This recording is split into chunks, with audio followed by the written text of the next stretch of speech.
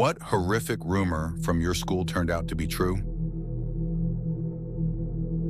When I was in high school, 2008 to 2012, there was this really popular science teacher everyone loved. Let's call him Mr. K. He was young, charismatic, made lessons fun, coached basketball. Then one day in my junior year, he just disappeared. The school said he had a family emergency and needed extended leave. Rumors started flying immediately. Some kids said they saw police at his house. Others claimed he'd been arrested. The wildest one was that he had a secret family in another state. Most of us thought it was just typical high school gossip. Fast forward to 2019, I'm scrolling through my local news feed and nearly choke on my coffee.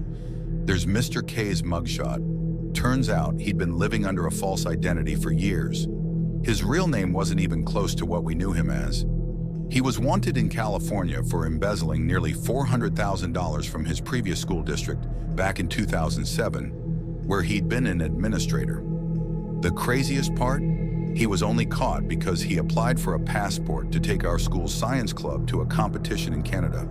The background check flagged him. All those years, he'd been teaching us about chemical reactions and cellular biology while being a fugitive from justice. He was legitimately a great teacher too, which makes it even more surreal. Edit. For those asking, yes, he went to prison, got 5 years. Pretty sure he's out now, but I have no idea what happened to him after that. Edit 2. Holy crap, this blew up. To answer some common questions. Yes, he had all the proper teaching credentials, apparently really good at forging documents. And no, he didn't steal anything from our school as far as anyone knows. This one still haunts me. At my middle school, we had these weird tunnel-like maintenance passages underneath the building. They were strictly off limits to students, but there were always rumors about kids sneaking down there to smoke or make out. The janitor, this older guy named Tom who'd worked there forever, was super protective of those tunnels and would flip out if he caught anyone near the entrance. In my 8th grade year, 2003, a bunch of students started complaining about stuff going missing from their lockers. Not valuable things, just random items like gym clothes, hair accessories, half-eaten lunch snacks. The administration did a few locker checks but never found anything. Around the same time, some of the girls started saying they felt like they were being watched in the locker room. A few even claimed they saw someone ducking behind the equipment room door, but whenever teachers checked, no one was there. This went on for months until one day, a new maintenance guy was doing some work in the tunnels and found a living space, like a whole setup with a mattress, stolen food from the cafeteria, and this is the part that makes me sick. A wall covered in photos of students taken through various vents and grates in the school. Turns out Tom had been living in those tunnels for years, probably the entire time he worked there. He had access to every part of the school through the ventilation system. The police found hundreds of photos, plus loads of small items taken from lockers, like some kind of twisted trophies. Tom disappeared the day it was discovered, probably tipped off by the maintenance work, and despite a massive manhunt, they never found him. The school board tried to keep it quiet, but you can't hide something like that in a small town. They sealed off most of the tunnel entrances with concrete after that.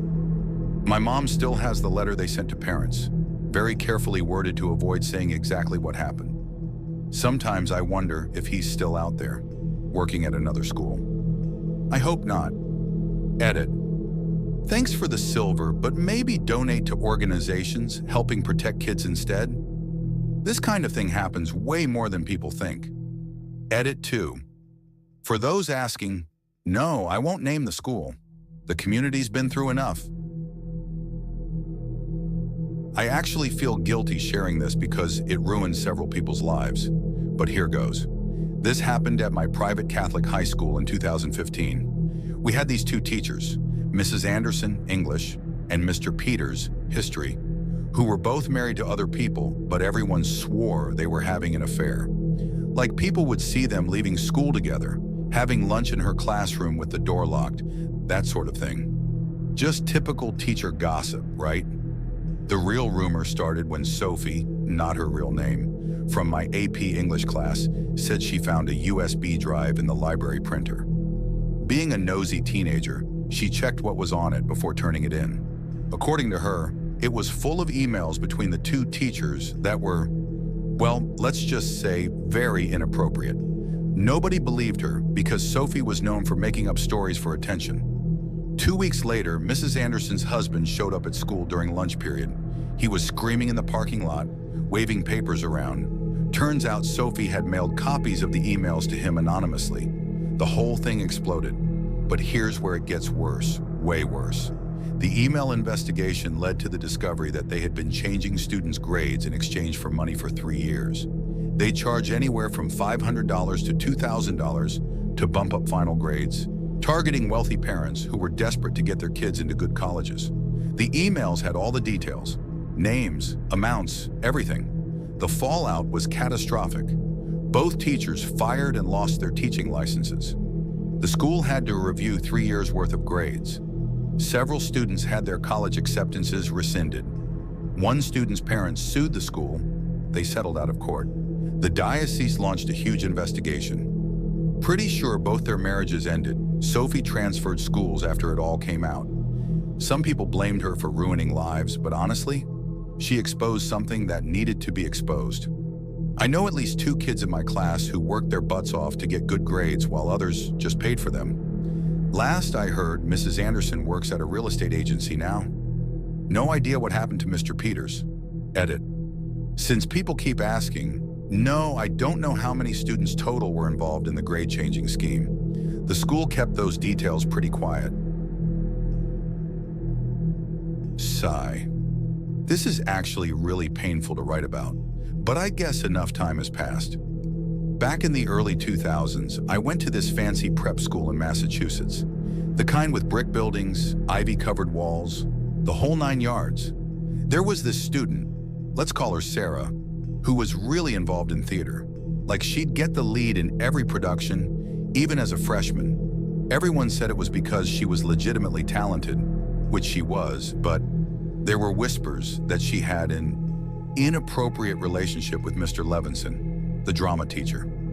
People would joke about how she always stayed late for private coaching sessions. Some kids said they saw them in his car at the mall one weekend. The usual high school rumors, you know? But most of us defended her because Sarah was this super sweet, quiet girl who seemed genuinely passionate about acting. During my senior year, Sarah suddenly dropped out of the spring musical 2 weeks before opening night. Then Mr. Levinson stopped coming to school. The official story was that he had a medical issue, but nobody bought it. Here's the gut punch. 10 years later, 2013, I'm watching the news and there's Sarah testifying before the state legislature in support of a bill to remove the statute of limitations for sexual abuse cases. She told everything. The grooming started when she was 14. He'd convinced her they were in love, that they had to keep their relationship secret until she graduated. She finally told her parents after he started pressuring her to, God, I can't even type it. The worst part? 3 other former students came forward after her testimony. The abuse had been going on for over a decade before Sarah. The school knew about at least one previous complaint, but swept it under the rug to protect their reputation. Sarah's testimony got the bill passed. She's a therapist now, working with abuse survivors. Mr. Levinson died in prison in 2019. I think about all the times we joked about it, all the warning signs we ignored because they didn't fit our idea of what abuse looks like. We thought we were so grown up and sophisticated, but we were just kids who didn't understand what we were seeing. Edit. Thank you for all the kind messages. And yes, Sarah is fine with people sharing her story. She's actually written a book about it, though I won't name it here to protect her privacy. During my sophomore year, 2019, the marching band's equipment started going missing. At first it was small stuff, a few mouthpieces, some sheet music, drumsticks. Then bigger items started disappearing. A trumpet, 2 clarinets, even our drum major's custom uniform. The band director was furious, kept threatening to cancel performances if the pranksters didn't return everything. Everyone blamed the rival high school's band because we had this intense competition with them. There were even these crazy stories about how they were sabotaging us before the state championships. Our principal got involved, called their principal, huge drama. Then one day, this freshman girl in color guard was practicing late and heard music coming from this old storage room in the basement. Not unusual, except it was like 6:30 p.m. and the band room was locked. She got the security guard to check it out. Y'all, you're not gonna believe this. The security guard, let's call him Mike, had set up a whole-ass music pawn shop in that storage room. He was stealing our instruments and selling them to students from other schools at crazy discounts. But here's the really messed up part. He was also buying stolen instruments from other schools and selling them to US. Some kids in our band were literally playing stolen instruments from our rival school, and vice versa. The police found like 40+ instruments in that room, worth something like $50,000 total. Turns out Mike had been running this scheme at 3 different school districts over 6 years. He'd work at a school for 2 to 3 years, build up his inventory, then transfer to another district before anyone caught on. He actually had a whole bookkeeping system on his laptop. The most insane part? Some of the band kids knew about it. They were getting kickbacks for keeping quiet and helping him move the instruments. One senior had made almost $2,000 being his assistant. Every band in the county had to do this huge instrument verification thing. Kids had to prove their instruments actually belonged to them. Some families had to return instruments they'd bought in good faith because they turned out to be stolen. Mike got 8 years in prison. Apparently, he'd done the same thing with athletic equipment at other schools before switching to instruments because they were worth more. Edit, holy crap, my inbox. No, I won't tell you which schools. And yes, most people got their instruments back eventually. Edit 2, stop asking me for Mike's business model. It wasn't clever, it was theft. I never wanted to share this story because it still makes me angry. But whatever. This happened in my senior year, 2011, at a public high school in Florida. We had this incredible guidance counselor, Ms. Martinez, literally the most dedicated person I've ever met. She'd stay late helping kids with college applications, write detailed recommendation letters, even help some students get food when they couldn't afford lunch. Everyone loved her. One day she sent this weird mass email to like 200 students and their parents, exposing all these problems in the school. Grade tampering by administrators to keep star athletes eligible, reports of sexual harassment being ignored, misuse of funds meant for special education. She included documentation for everything. Then she disappeared. The school tried to play it off as a mental health episode and said she'd been struggling with personal issues. They even sent out an email discrediting everything she'd written. But then this one parent, a lawyer, started digging. Turns out Ms. Martinez had been collecting evidence for 2 years. She'd repeatedly reported these issues through proper channels, but the administration buried everything. She'd finally reached her breaking point. The reason she disappeared was because she'd simultaneously sent everything to the Department of Education, the school board, and 3 local news stations. The investigation was brutal. Principal and 2 assistant principals fired, athletic director resigned, 7 teachers lost their licenses, district superintendent forced to retire, school board had to pay massive fines. Our school almost lost its accreditation. We later found out Ms. Martinez had terminal cancer when she sent that email. She knew she was dying and decided to go out fighting for her students. She passed away 4 months later. The school now has an ethics award named after her, which is kind of ironic considering how they treated her. I went to the first ceremony where they gave it out. Her daughter accepted it and gave this speech that had everyone in tears. Every time I hear about whistleblowers being attacked or discredited, I think about Ms. Martinez and how much courage it took to do what she did. Edit. For those asking, yes, the lawyer parent helped her family sue the district after she passed. They won. Edit 2. Her daughter runs a nonprofit now that helps protect whistleblowers in education. But no, I won't link it because it would identify the school. Content warning, animal cruelty. This happened at my high school in rural Texas around 2017. Our school had this really successful agriculture program, including a small farm where students could raise animals for FFA competitions. The ag teacher, Mr. Wilson, had been there forever and won tons of awards. Students started noticing their animals acting weird, like really weird. Show pigs would be super aggressive one day and lethargic the next. Prize-winning cows suddenly became unmanageable. A couple of sheep died unexpectedly. Everyone assumed it was just bad luck or something in the feed. Then this girl, who'd raised like 3 grand champion pigs, set up a trail cam in the barn because she thought someone was messing with her new pig at night. She checked the footage after her pig started acting strange and, yeah, Mr. Wilson was injecting the animals with steroids and other drugs, but not just regular livestock steroids. We're talking black market veterinary drugs, some of them illegal in the US. He was deliberately sabotaging some students' animals while enhancing others. Basically, he'd approach parents of wealthy students and offered to guarantee their kid's animal would win competitions for a price. He had this whole system. Parents pay him dollars under the table. He drugs their kid's animal to enhance performance. Then he drugged the competition animals to make them underperform. The paid-for animal wins, kid gets scholarship opportunities, parents get prestige. Wilson gets paid. The girl turned the footage over to the school board and sheriff's department. Investigators found years of evidence in his office, detailed records of payments, drug purchases, competition results. This had been going on for over a decade. The fallout was unreal. Multiple state championships revoked, dozens of scholarships rescinded, several students lost college admission offers.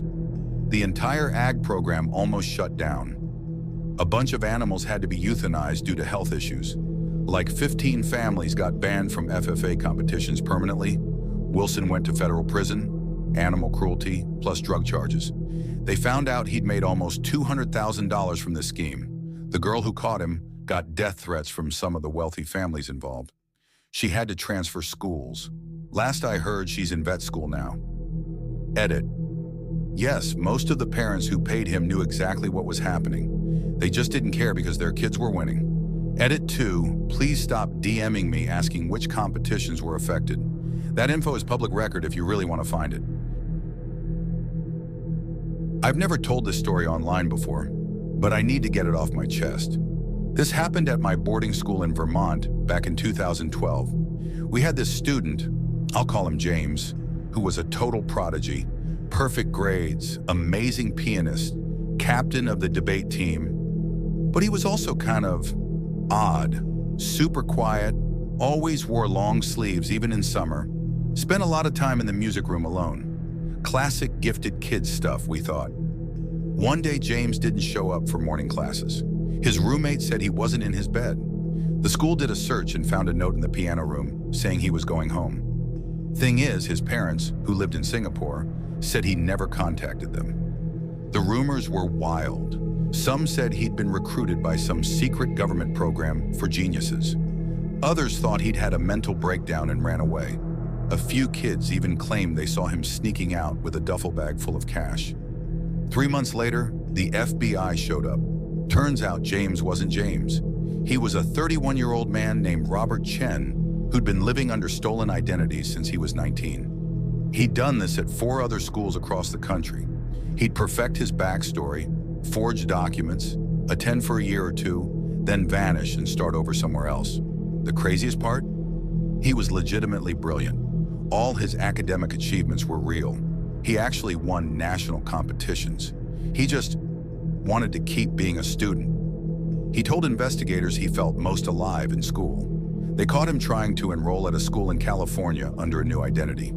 In his apartment, they found 6 different passports, equipment for forging documents, 23 student IDs from different schools, a manual he'd written about how to fake being a teenager, recordings of him practicing different accents, letters from college recruiters.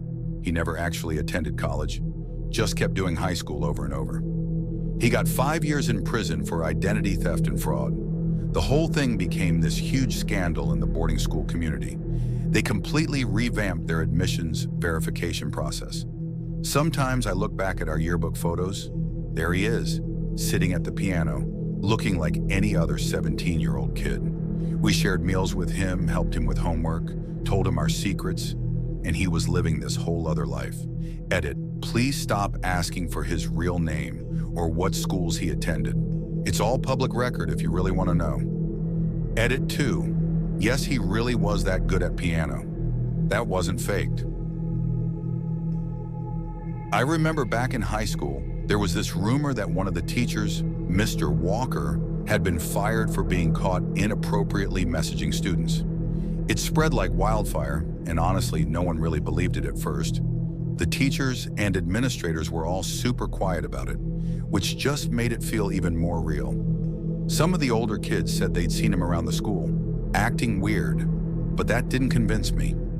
I thought it was just the usual gossip. But then one day, right before graduation, the school principal called an all-school meeting. Everyone gathered in the gym, and they told us that Mr. Walker had indeed been let go due to inappropriate conduct. They didn't go into the details, but you could tell everyone was uncomfortable. It was one of the most unsettling moments of my life. I had always thought he was a decent guy. He was quirky and maybe a little odd, but we had no idea. Turns out he was sending inappropriate messages to a few of the students. He got caught when one of the students reported him to the school counselor. I guess the rumor had more truth to it than we thought, and honestly, I still feel uneasy thinking about it. The worst part was that after it all came out, the school handled it terribly. They didn't really provide support for the students who had been affected, and the rest of us were just left to deal with the shock. It felt like no one really took it seriously until it was too late. When I was in middle school, there was this terrifying rumor that one of the janitors had been living in the school at night. No one really knew how it started, but it spread fast. Some kids said they'd seen him walking around the school after hours. Others claimed they heard noises in the halls at night. It sounded like something out of a horror movie, like the janitor was some kind of ghost or a villain lurking in the shadows. At first, I thought it was just another story kids tell to freak each other out. But then one morning during gym class, the principal came over the intercom. He didn't give us any details, but he said something like, "We are aware of recent rumors regarding the janitor, and we want to clarify that no one has been living on school property. These rumors are unfounded, and we ask everyone to stop spreading them." The way he said it, though, made it seem even more suspicious. He sounded really uncomfortable. A few weeks later, it came out that the janitor had actually been staying overnight in the school, and nobody knew. Apparently, he'd been sneaking into the building late at night, using a janitor's closet as his makeshift room. There was a small, hidden area in the basement where he'd been sleeping and keeping his things. The school had no idea, and no one had checked in on him for months. It turned out he was just struggling with homelessness, and he found a way to survive by staying at the school. It was shocking to think that something so bizarre had been happening right under our noses. He was eventually found out, and they worked with him to find housing, but it definitely gave me a whole new perspective on the world. I still can't shake the image of the janitor wandering through the dark hallways at night. This happened in my high school, and honestly, it still feels like something out of a nightmare. There was this rumor going around that one of the senior boys, Ethan, had been secretly dealing drugs on campus. It started off small, just whispers in the hallways and behind-the-scenes chats in the cafeteria. A few of the kids from our grade were seen with odd behavior, looking like they were on something, and they kept saying Ethan was the one who hooked them up. Of course, no one really believed it. Ethan was popular, a good athlete, and seemed to have everything going for him. But then one day, the police showed up at school. They didn't announce anything to the students, but rumors started flying fast. The next day, Ethan was arrested in front of everyone. The whole school was buzzing with shock, and for a while we didn't know what had happened. A week later, it all came out. The school released a statement confirming that Ethan had been caught trafficking drugs on campus. He had been selling to other students, mostly to those who were trying to get in with the cool crowd. They found evidence in his locker, along with text messages and notes that he had been orchestrating sales for months. The scariest part was that some of the students who were involved with him had been getting into even darker stuff, like harder drugs, and no one saw it coming. I can't even describe how eerie it was, knowing that someone you went to school with was hiding something so dangerous, and that people you might have sat next to in class were involved in it. Ethan wasn't the kind of guy who looked like he would be doing something so extreme. I think that's what made it even more terrifying, how easily someone can hide that side of themselves. I never thought I'd see something like that happen at my school, and it shook everyone who knew him.